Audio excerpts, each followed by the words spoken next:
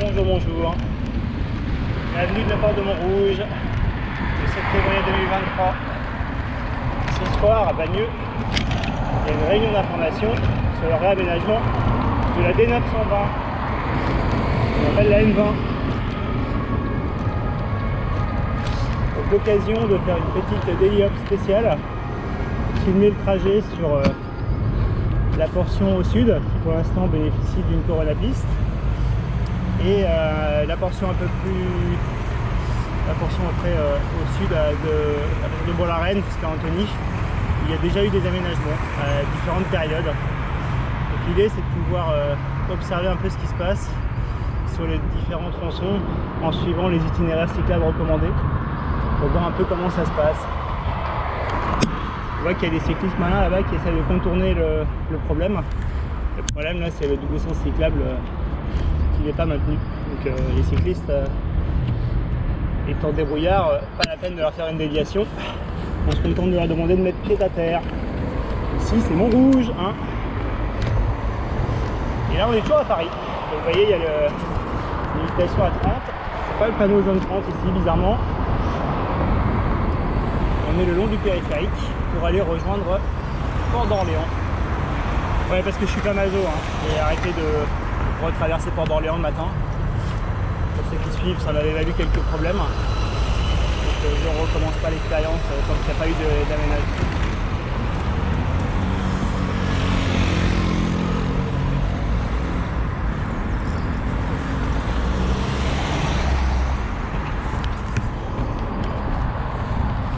Allez, on est parti. Voilà, donc là peut-être qu'un jour on aura une bidirectionnelle à la place du stationnement résidentiel. On va être à droite. Hop. C'est malin qui a coupé l'embouteillage. Donc là je disais qu'on a peut-être une bidirectionnelle un peu jour à droite, de manière à pouvoir assurer la continuité entre la D28 à laquelle on va arriver, qui est à Henri-Ginou, à Montrouge, et la D63, qui me semble s'appelle la D de la République. Histoire de voir à quoi ça pourrait ressembler. Voilà ce qui a été fait récemment, qui pour l'instant ne sert pas à grand chose à faire dans ce sens-là. Maintenant je suis quand même bien content d'avoir cette portion. D'abord parce que ici avant c'était un peu le zigzag entre les voitures arrêtées au feu rouge.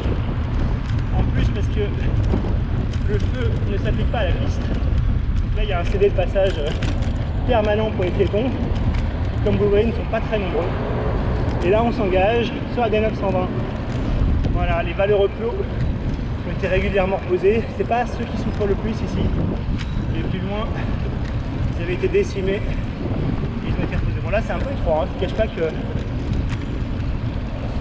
vous avez un triporteur bien visé.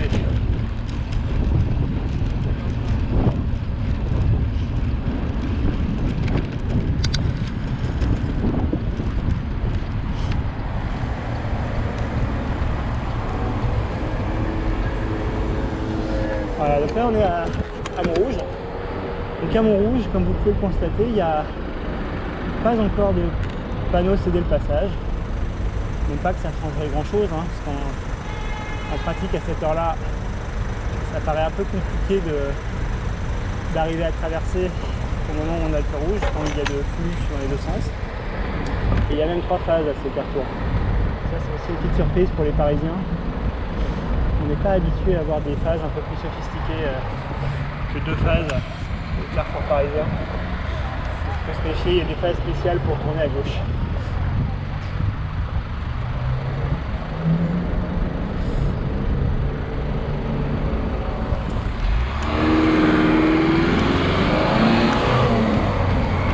Là, le métromo, c'est quand même l'anticipation, hein, parce que la piste n'est pas respectée particulièrement quand il s'agit de faire des livraisons ou des arrêts. Je pense que ce ne sera pas le seul exemple du trajet. Mais bon, ça roule, on a notre fil.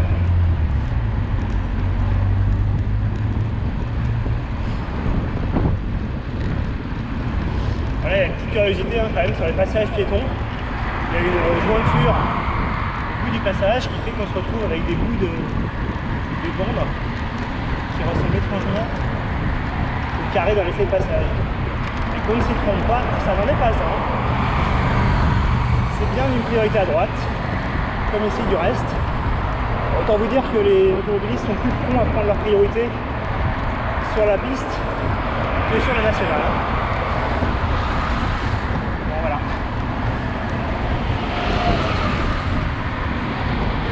On veut dire s'il n'y avait que les camions poubelles qu'on retrouvait sur la piste, ce serait déjà un énorme progrès.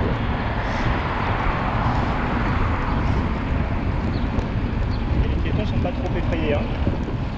Ils ont envie de marcher sur la piste, reste un peu moins dangereux que de traverser le national.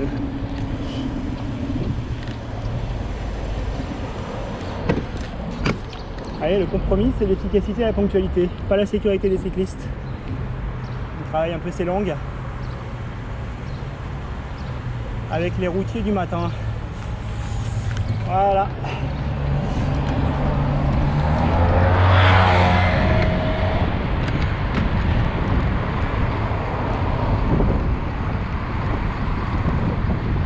Voilà, c'est un spot tous les matins. Et là, actuellement, il y a les travaux. La piste a recouvert de l'emprise qui a été élargie pour faire un passage avec les ponts. Et les cyclistes sont totalement oubliés.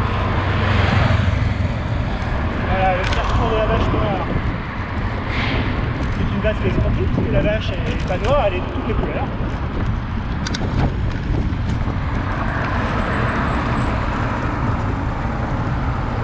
Là, toujours dans l'anticipation, comme vous voyez, la piste est déjà occupée.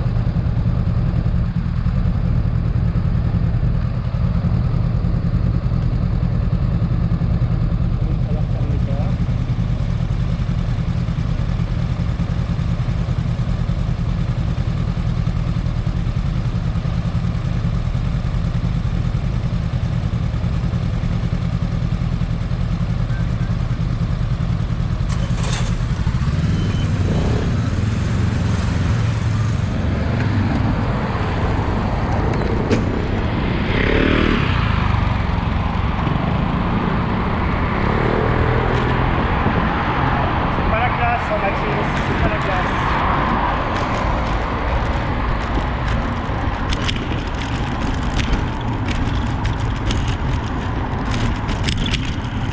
Déjà, ça se fout pas mal. Hein.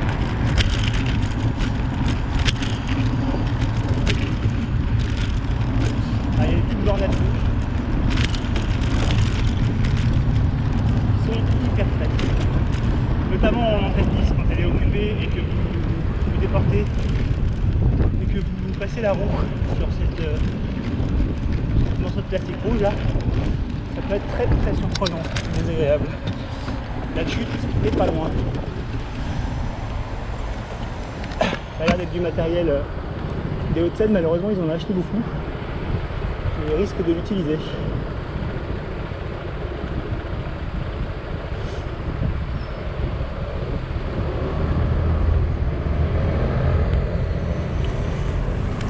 Là vous vous dites peut-être vidéo qu'ils ont prévu un espace pour la piste vraiment costaud. Hein. Bon, en fait, l'emprise du sentier a été un peu réduite là. Avant, c'était beaucoup plus large. D'où le fait que la piste et les bornettes et balisettes étaient mises plus loin.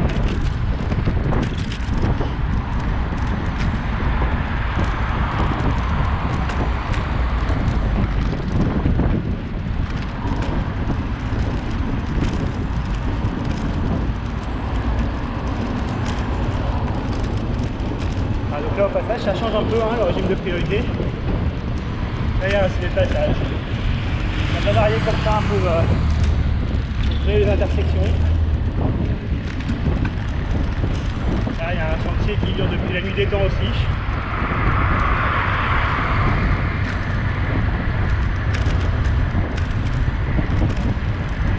La voiture sur le trottoir, il y a sur la piste. La voiture partout.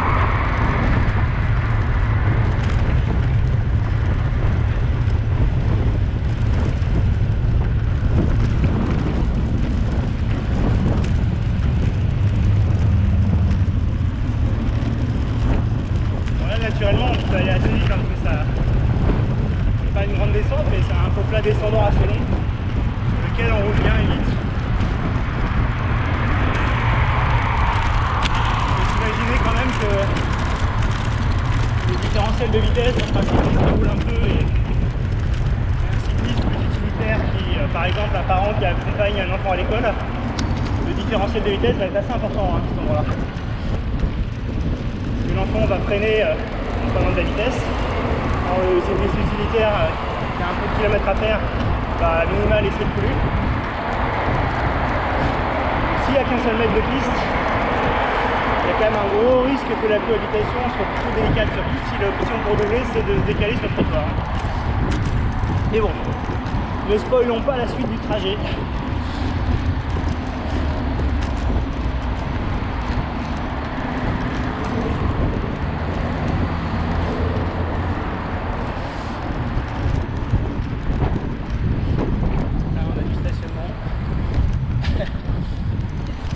Massivement utilisé par les scooters. Ah, c'est un jour pas trop mal parce que visiblement on a cette personne qui va chercher du pain à trouver un moyen de faire un créneau, bon, pas complètement mais quand même presque. Je vous avoue que je suis pas habitué à voir cette entrée de piste temporaire libre comme ça. Alors je crois qu'à gauche il y a un radar de feu que je dois régulièrement clignoter le matin. Je sais pas si les PV sont vraiment envoyés, mais en tout cas il y en a un.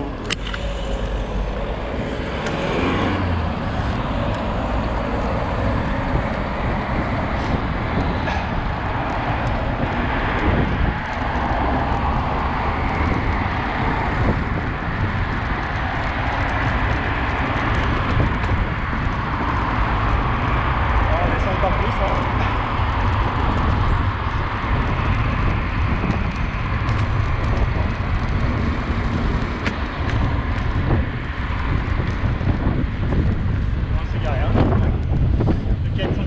Pas ultra bien maîtrisé comme vous pouvez le constater. Et donc là on arrive au vers de Bagneux et il n'y a toujours pas de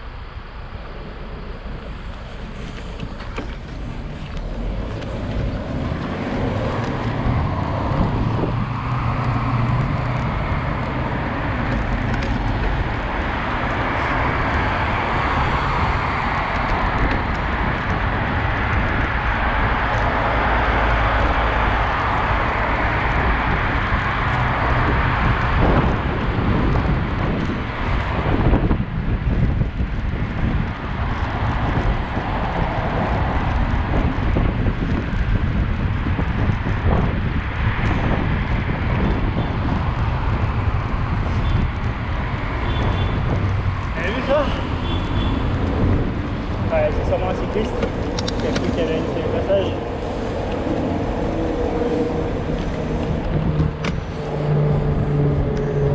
Voilà. Donc dans la mesure où il y a un A, je pense qu'on peut considérer que le code devait être fait. Visiblement, il a pris des cours à Bagneux où on récupère régulièrement son cours avec la voiture qui colle dans la piste. Bon, en face, je ne cache pas que il y a un poids lourd dans la piste aussi. Débouchage, toute canalisation. On bouge bien la piste là.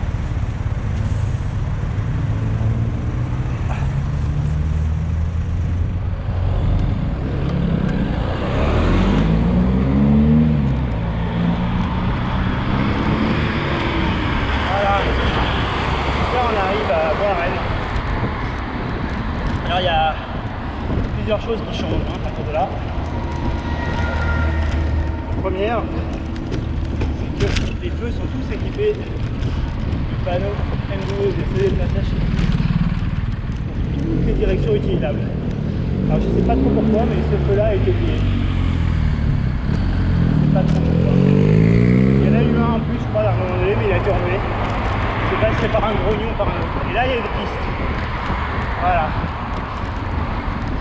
Alors je vous cache pas que cette piste, le matin normalement je ne la prends pas. Pour plusieurs raisons. La première c'est que là, régulièrement des gens conduisent sur la piste en sortant de la station-service.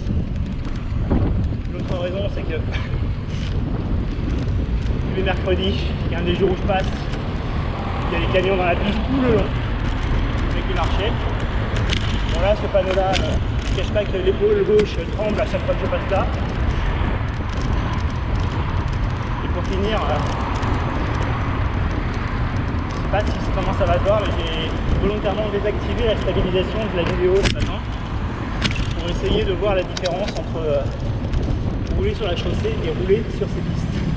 Elles sont pas vieilles ces pistes, mais elles sont rugueuses. Je crois qu'elles ont été rugueuses dès le premier jour. Je roule pas spécialement, là c'est une descente, je dois être à 25, en pointe à 30 peut-être, mais c'est hyper tactique.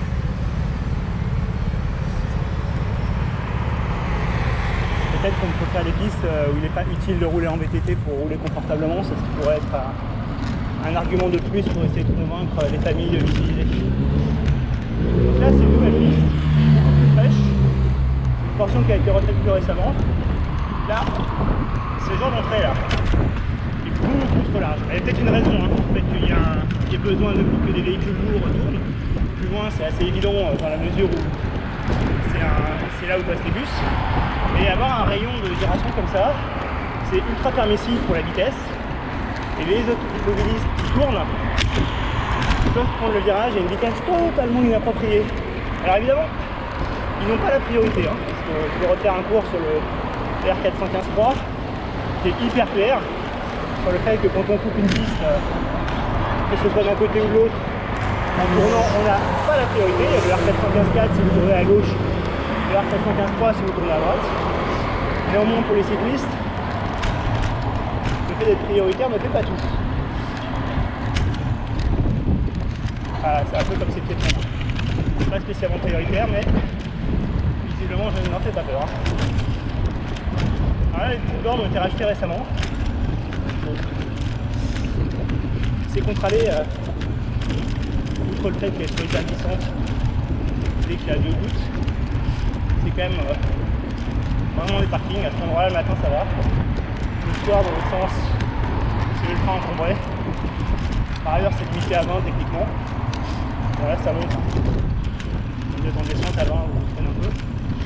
Par ailleurs, ça pourrait avoir l'avantage d'être prenable dans tout le sens pour les cyclistes. C'est pratique vu qu'elles ne vont pas donner une intersection à une autre. C'est totalement inutilisable. Bref, c'est un parking qui ne dit pas son nom.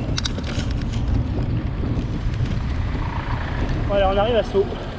Alors Sceaux c'est pareil, M12 toute direction. Ça dit, ils sont assez sympas, ils mettent aussi des M12 pour les voitures avec les flèches comme vous voyez.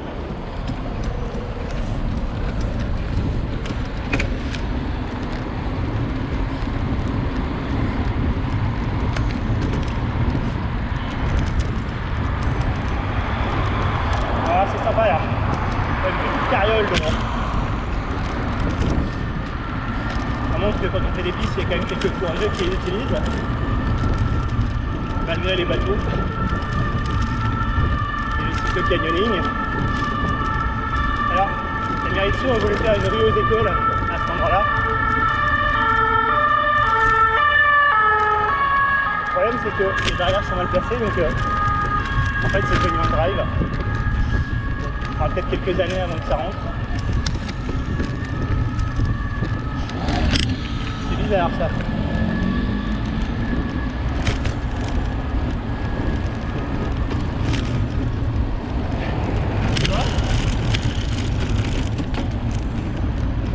Il est arrêté là, ouais.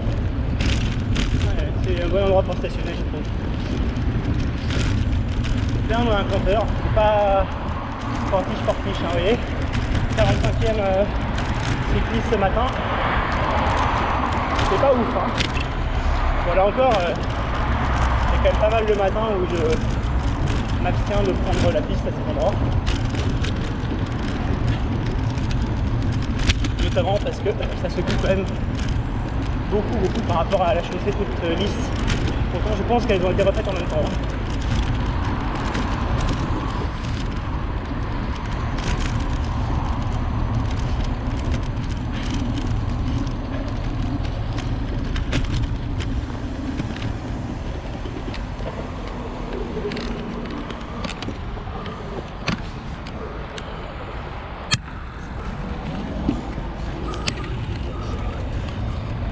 Vélo.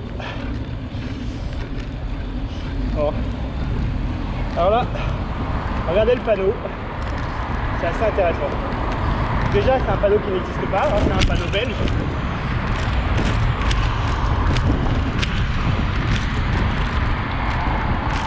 Ensuite, on a le deuxième panneau, bon, qui n'est pas du bon côté, et en plus, il indique que c'est une fin d'itinéraire recommandée. Bon, je ne peux pas les approuver. Hein. La manière dont ça se passe là, vous pouvez secouer dans tous les sens. Et alors là, sur cette intersection là, c'est pareil. Les intersections sont super larges. Et la probabilité de se faire couper dans un véhicule qui tourne à droite est extrêmement importante.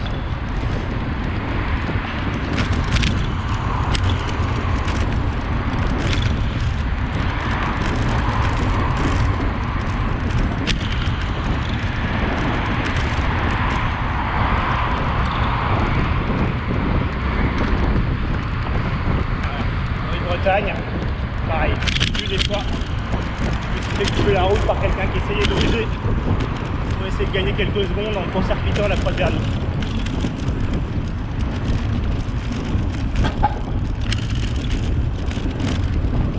Quelques cyclistes dans l'autre sens.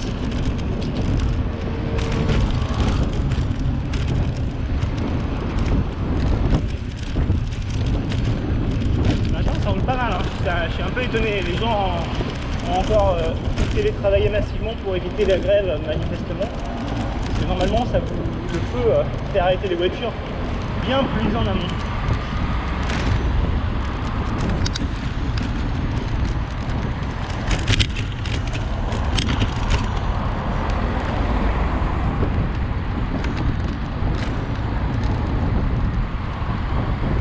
Et voilà.